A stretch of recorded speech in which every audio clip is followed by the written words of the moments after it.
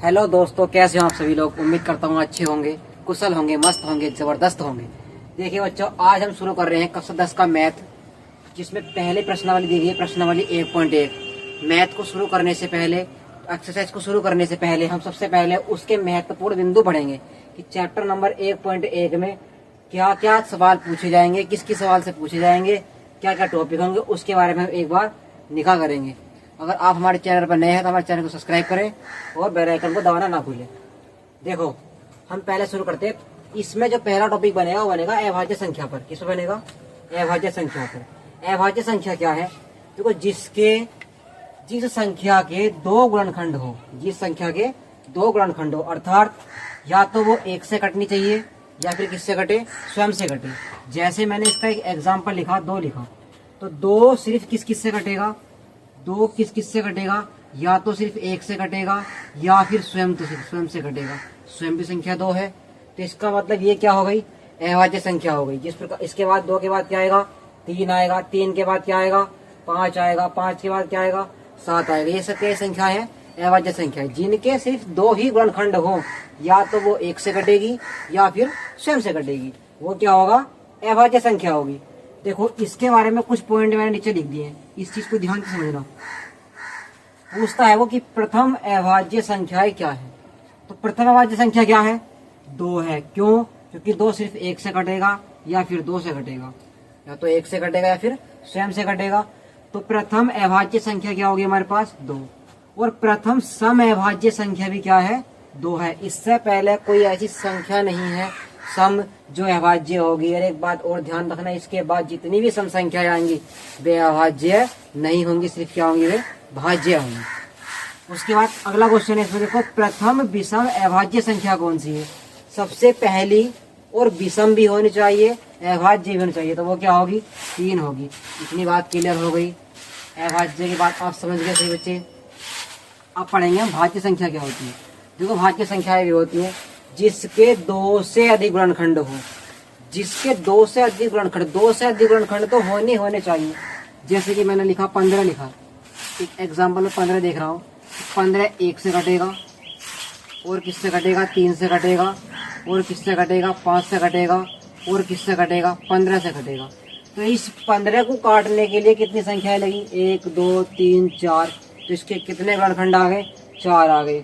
और यही लाइन में कहा है कि जिसके 2 से अधिक गुणनखंड हो वो क्या होगी? भाज्य संख्याएं होंगी। मैंने एग्जाम्पल दी जैसे कि 4, 6, 8, 9, कहाँ तक जाएंगे? अनंत तक। बड़ी से बड़ी संख्या तुम नहीं ज्ञात कर सकते हो, मगर इसके नीचे मैंने कुछ टॉपिक लिख दिए, इस बात को ध्यान से समझना।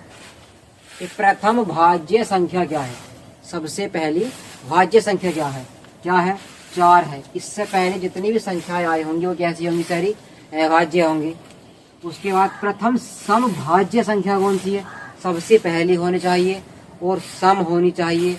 कैसी होनी चाहिए? भाज्य होनी चाहिए। तो वो क्या होगी? 4 होगी। जबकि इससे पहली वाली अगर हम एक बार रिवाइज करें कि प्रथम विषम और जी अभाज्य संख्या क्या है? 3 है। और प्रथम सम अभाज्य संख्या क्या है? 2 है। उसके बाद ये पॉइंट क्लियर हो गया। इसके बाद अगला पॉइंट देखना कि प्रथम विषम भाज्य संख्या कौन सी है? सबसे पहली हो, वो भाज्य भी हो और विषम भी हो। तो केवल क्या है? वो 9 है। 9 से पहले जितनी भी संख्याएं आई होंगी वे क्या नहीं होंगी? क्या नहीं होंगी? भाज्य नहीं होंगी। क्या होंगी? सारी अभाज्य होंगी, विषम वाली। ठीक है। तो सबसे पहली विषम भाज्य संख्या कौन सी है? 9 है। इसके बाद इसमें जो अगला टॉपिक बनेगा, एक बनेगा लैसे मैसे के फॉर्मूले पर। तो उसका फॉर्मूला मैंने नीचे लिख दिया है।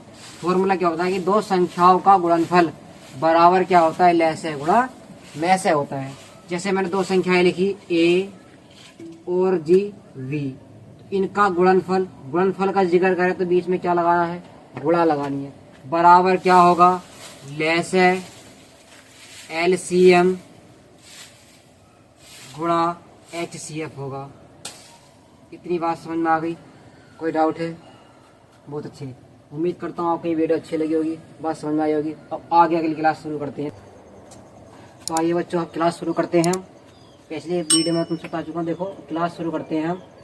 सवाल दिया गया है कि निम्नलिखित संख्याओं के अभाज्य गुणनखंडों को गुणनफल के रूप में लिखो। इन संख्याओं के अभाज्य गुणनखंड करने हैं। उसके बाद क्या करना है? इन्हें गुणनफल के रूप में भी लिखना है। ठीक है, देखो क्लास शुरू करने से पहले तुम्हें एक बात बताऊं, जब तक शरीर के अंदर जज्बा नहीं होगा तब तक तुम काम नहीं कर सकते हैं।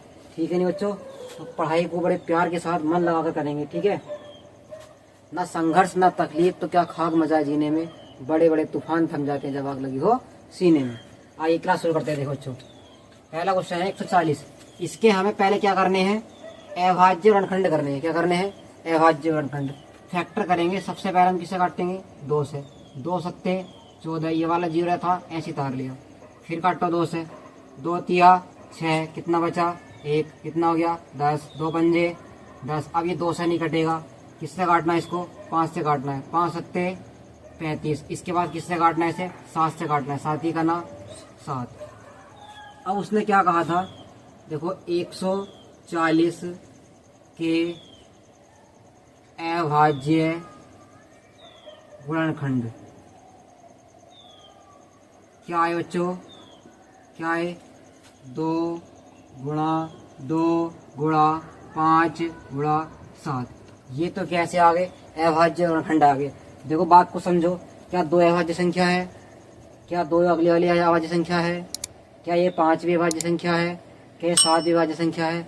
उसने कहा था इन संख्याओं को अभाज्य गुणनखंड के रूप में तोड़ना है। पहले हमने क्या करा, अभाज्य गुणनखंड के रूप में तोड़ दिया। अब इसके बाद क्या करेंगे, इसका गुणनफल रूप निकालेंगे। क्या निकालेंगे, इसका गुणनफल रूप निकालेंगे। क्या निकालेंगे, गुणनफल के रूप में। गुणनफल के रूप में देखो, जो जितनी बार कटा उसे उतनी बार लिख देंगे। देखो 2 से कितनी बार कटा, 2 बार, 2 की घात 2 कर दें। और बच्चों 5 से कितनी बार कटा, 1 बार। और 7 से भी कितनी बार कटा, 1 बार। यही इस सवाल का क्या होगा, आंसर होगा। आगे बात समझ में आ गई। उसी प्रकार अगला क्वेश्चन करेंगे। देखो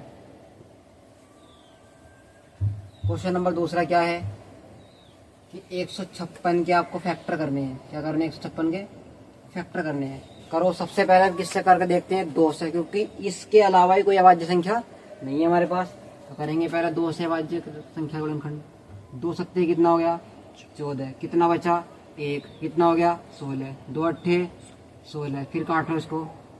2 तिया 2 नम, उसके बाद 2 से फिर काटो। 2 ही गना 2 से अब नहीं कटेगा। अब फिर किससे काट देखेंगे, 3 से काट देखेंगे। अगर संख्या नहीं कट रही है तो फिर काट कर देखना है। 3 से काट देखो, 3 ही गना 3 तिया 9। अब देखो क्या 3 से कट रही है, नहीं कट रही है। क्या 4 से कट रही है, नहीं कट रही है। एक अभाज्य संख्या है 13, और अभाज्य संख्या किससे कटती है, खुद स्वयं से कटती है। 13 ही गना कितना आ गया, 13 आ गया।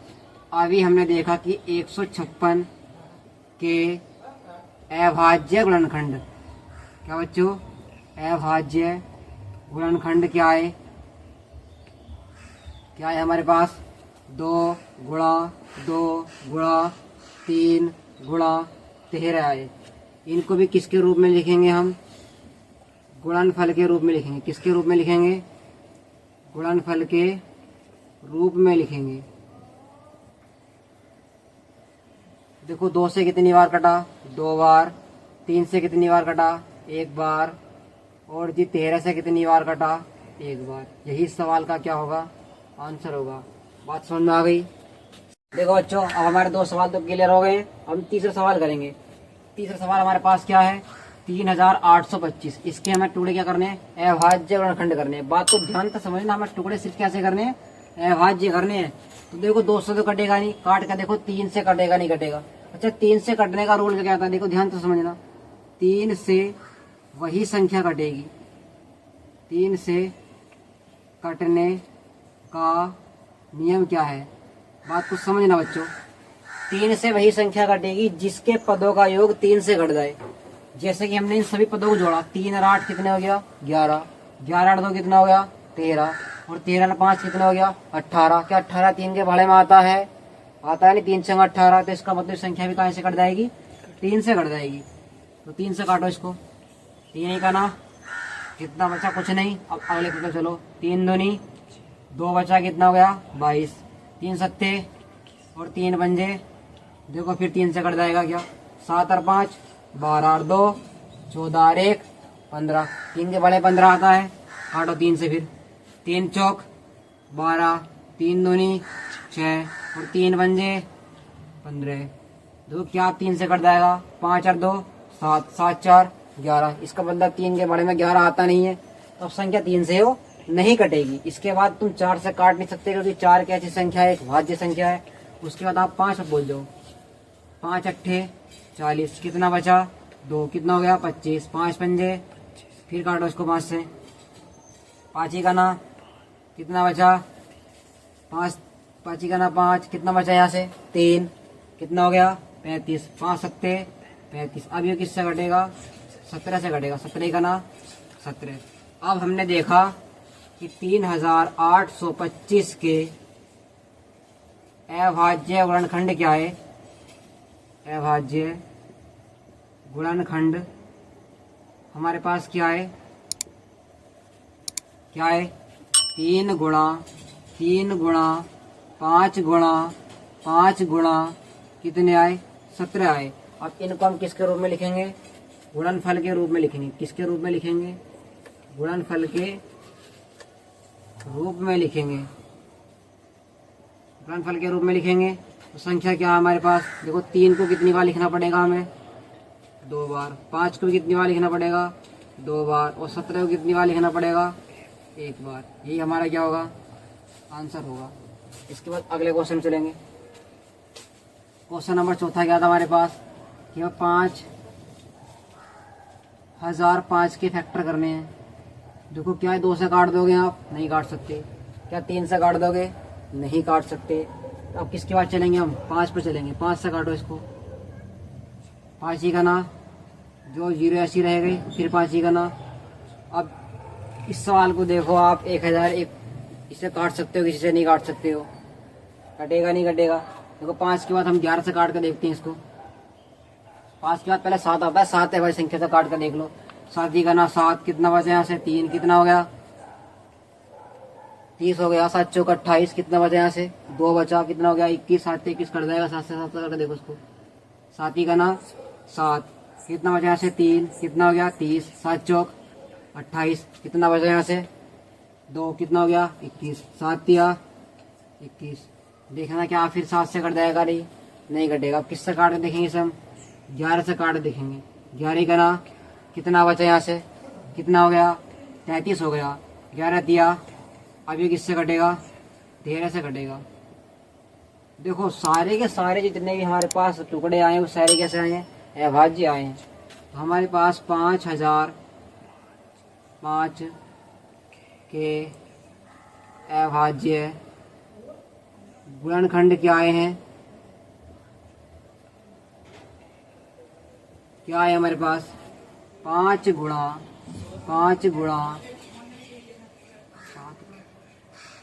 11 गुणा 13। क्या टुकड़ा है हमारे पास 5 गुणा 7 गुणा 11 गुणा 13। इतनी बात समझ में आ गई। अब इसे किसके रूप में लिखेंगे हम, गुणनफल के रूप में लिखेंगे। किसके रूप में लिखेंगे, गुणनफल के रूप में लिखेंगे। तो 5 कितनी जगह आया है, एक जगह, और 7 भी कितनी जगह आया है, एक जगह। उसके बाद 11 भी कितनी जगह आया है, एक जगह, और 13 भी कितनी जगह आया है, एक जगह। यही इस सवाल का क्या होगा, आंसर। बात समझ में आ गई। ठीक है बच्चों, आइए अब हम क्वेश्चन नंबर 2 सॉल्व करेंगे। क्वेश्चन नंबर 2 क्या कह रहा है कि पूर्णांकों के एचसीएफ व एलसीएम ज्ञात करो तथा उत्तर की जांच कीजिए कि 2 संख्याओं का गुणनफल बराबर किसके हैं, एचसीएफ गुणा एलसीएम की। ये फॉर्मूला मैंने ही पीछे लिखाया था, अपनी क्लास में ध्यान रखना। देखो सवाल नंबर पहले दिया है 26 और 91, इनका एलसीएम भी निकालना है, क्या निकालना है, एचसीएफ भी निकालना है। तो क्या करेंगे, फैक्टर करेंगे। 26 के फैक्टर कीजिए, 2 से काटिए, 2 का ना 2 तिया, फिर 13 से काटिए, 13 का ना 13। 26 के फैक्टर हो गए। उसके बाद 91 के फैक्टर कीजिए। 91 देख लो क्या 2 से कट रहा है, नहीं। क्या 3 से कटेगा, नहीं। किससे कटेगा वो, 7 से कटेगा। 7 ही का ना 7, कितना बचा यहाँ से 2, कितना हो गया 21। 7 तिया 21, फिर किससे काटेंगे इसको हम, 13 से। 13 का ना 13। अब हमारे पास 26 के गुणनखंड क्या है बच्चों, क्या है 2 गुणा 13। उसके बाद 91 के गुणनखंड क्या है 7 गुणा 13। और सबसे पहले हमें क्या निकालना है HCF, किसके लिए HCF के लिए। HCF बोलते हैं बच्चों मैं से हूँ। मैं से क्या होता है जो दोनों संख्याओं में कॉमन पार्ट होगा वही में से होगा। दोनों में कॉमन क्या है 13 है, तो इस सवाल में आंसर 13 क्या होगा इसका में से होगा, HCF होगा। बात समझ में आई। उसके बाद क्या निकालेंगे हम एलसीएम निकालेंगे। क्या निकालेंगे इसके बाद हम एलसीएम निकालेंगे, किसके लिए एलसीएम के लिए। एलसीएम क्या होगा इसमें देखना, देखो जो में से आया उसको तो लिखना ही लिखना है, और जो बचा हुआ पार्ट है वो भी क्या होता है लिया जाता है। क्या बचा 2 बचा और क्या बचा 17 बचा 7 बचा, कितना बचा 7 बचा। इन दोनों की मल्टीपल कीजिए, 13 दूनी 26 और 26 सत्ते कितना हो गया 182, कितना हो गया 182। तो एचसीएफ कितना आ गया हमारे पास 13 आ गया, और एलसीएम कितना आ गया हमारे पास 182 आ गया। इसके बाद हम क्या करेंगे इसमें उत्तर की जांच करेंगे। क्या करेंगे उत्तर की जांच। देखो उत्तर की जांच के लिए मैंने एक फॉर्मूला लिखाया था आपको। क्या लिखाया था 2 संख्याओं का गुणनफल बराबर ले से गुणा में से।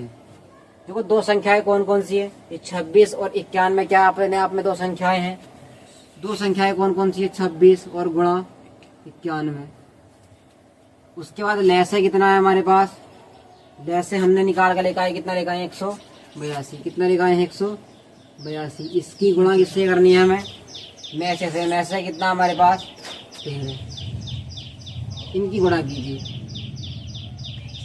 26 की गुणा किससे करनी है हमें 91 से करनी है। उसके बाद 182 गुणा किससे करनी है हमें 13 से करनी है। देखो पहले पिछली वाली गुणा कर रहे हैं, 13 दूनी 26 का 6, हाथ से लगे 2, 13 अट्ठे 104 और 2 कितने हो गए 106। 6 का कितना आ गया 6, हाथ से कितने लगे 10, 13 का ना 13 और 10 23। अब इसकी हम इससे गुणा करेंगे, 26 का ना 26, 26 का 6, हाथ से लगे 2 और 26 नम्मा 234 और 2 हासिल कितने हो गए 236। दोनों साइडें बराबर आ गई। यही क्या हो गया हमारे उत्तर की जांच है। लिख देंगे हम LHS बराबर किसके है RHS, या बायां पद बायां पक्ष बराबर किसके है दायां पक्ष के। ये क्या हो गया सवाल हमारा प्रूव्ड हो गया। बात समझ में आई, उम्मीद करता हूँ सभी समझ में आई अभी। धन्यवाद।